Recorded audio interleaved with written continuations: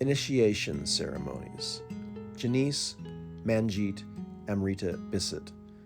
This is the woman who invited me to listen to a plant. Remember the story about the man who climbs a mountain seeking enlightenment. He meets a hermit and asks the hermit to teach him how to be holy. The old hermit puts the man to work. He says, "Chop this wood and bring up water from the little stream over there." The young man was restless and complained that he was not just a laborer, he was a seeker. "Ah," winked the hermit, "chop this wood and go fill the water buckets." Chop wood, carry water, chop wood, carry water. Labor and the expression of worth. Chop wood, carry water, chop wood, carry water. The seeker mumbled the mantra under his breath as he went about his work. Then one day, just as he dipped the bucket into the water, he awakened. So he left the mountain and went to the marketplace. I'm wondering if that young man did not bring the whole mystical experience with him when he came home, and if his new light did not have an effect on those around him.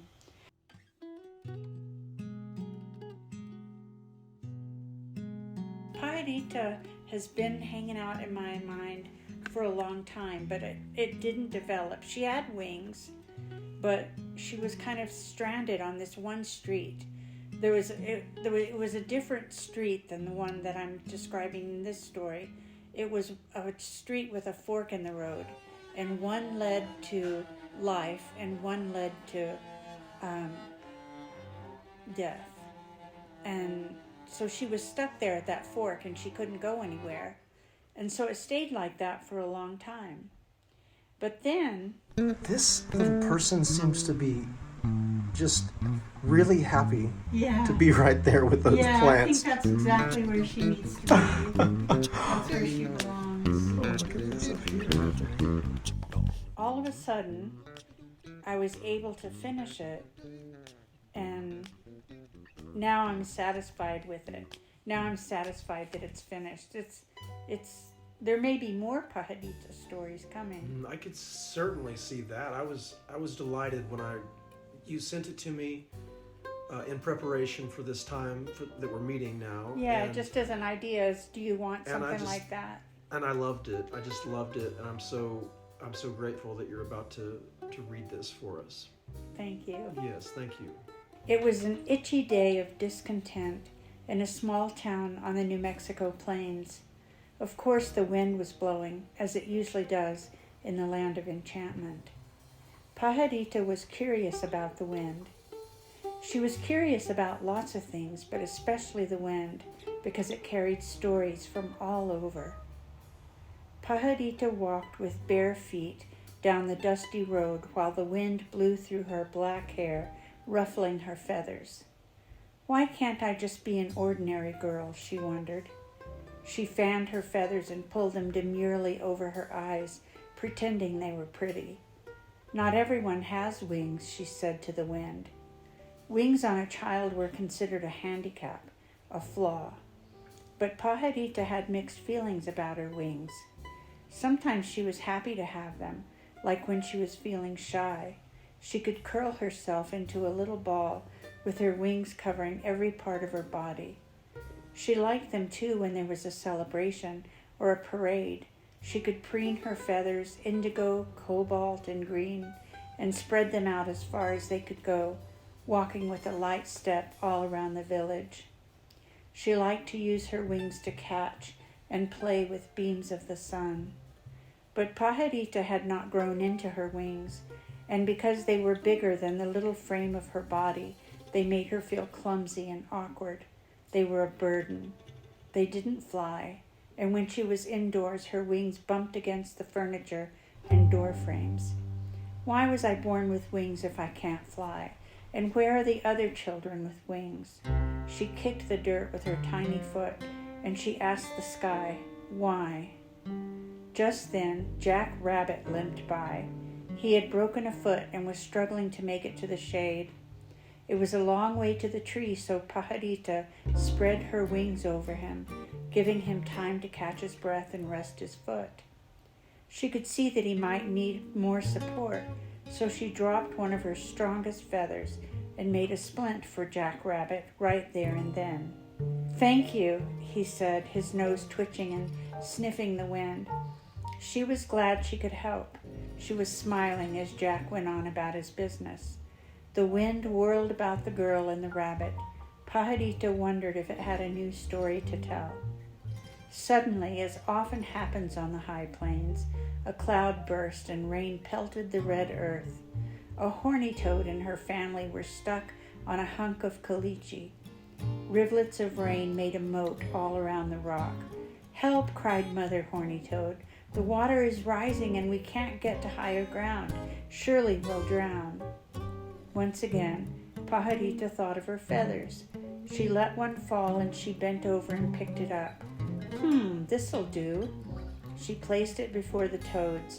It made a perfect bridge for the mother and baby horny toads, and they placed it just so, right where they wanted it, and used it to cross to higher ground. Then as quickly as it fell, the rain dried up, and the sun shone bright and strong, like it does in the land of enchantment. Again, the wind twirled playfully above Pajarita and the toads, picking up another story as it blew. Pajarita began to skip when she got close to a cottonwood tree, where she saw Grandmother making a costume for the big dance. It would be a party for the whole village, with dancers and drummers and marshmallows roasted over the fire. She wondered about all the different costumes people would wear.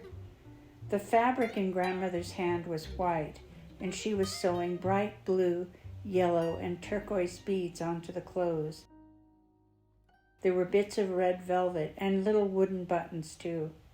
Pajarita listened to the wind and felt a little dreamy. She watched Grandmother's fingers stitch and sew, stitch and sew.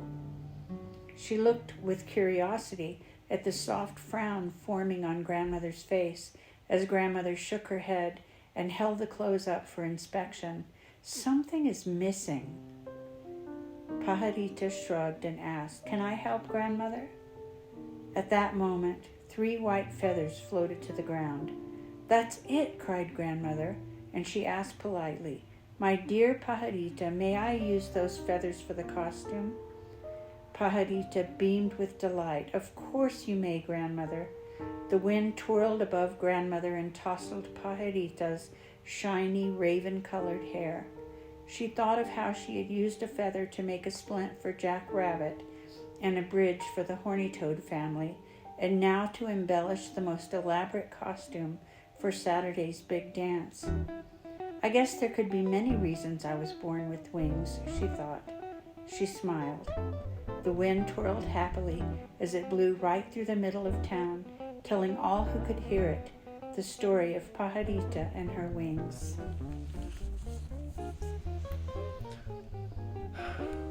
Exquisite. "Thank you," he said, his nose twitching and sniffing the wind. Can you start from thank you again? Yeah, I'm sorry. Oh, no, I'll that's have to fine. edit that I do out. this all the time. It's just like another take. Okay. I feel like I had a baby. Yeah. After I finished the story, it felt like I had a baby. You know? I can't quite know about that, but I've heard it's a big deal. It is a big deal, and it's like it came from you, but it's not something you made. You know, you were. I was a vessel. I let the story come through, and I was finally in the right circumstances and mental and emotional state that I could be a good receptacle for that story. Why are some of us born with wings if we can't fly? And where are the other kids with the wings? Right. I think that could speak to anybody who feels awkward, and everybody feels awkward in some way or another. Everybody has something about themselves that they wonder why, or how can I get rid of this, or what can I do with this?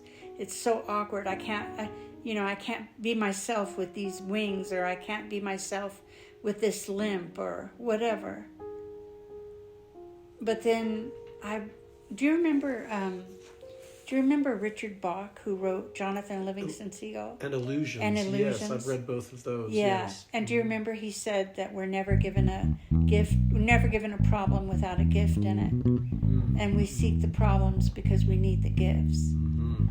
And that's what I mean, there was a reason for her to be born with wings. And yes, they were awkward at first, and probably still awkward sometimes, but they have a purpose. And also, she may not know the big purpose. She may only know little pieces of it at a time.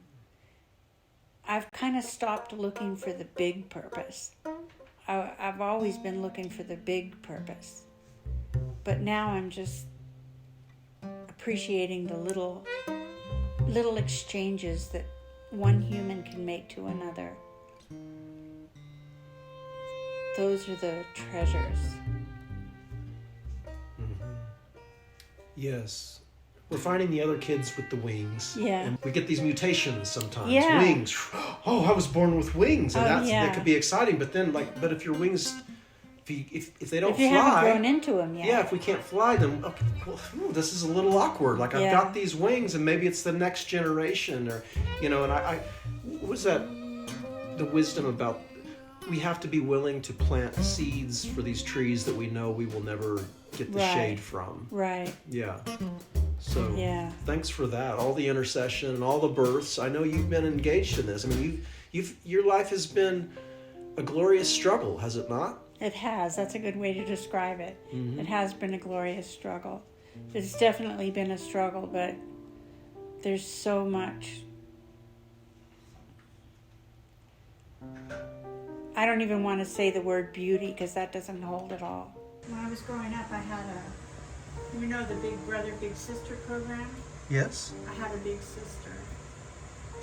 And so I was thinking about her when I made that.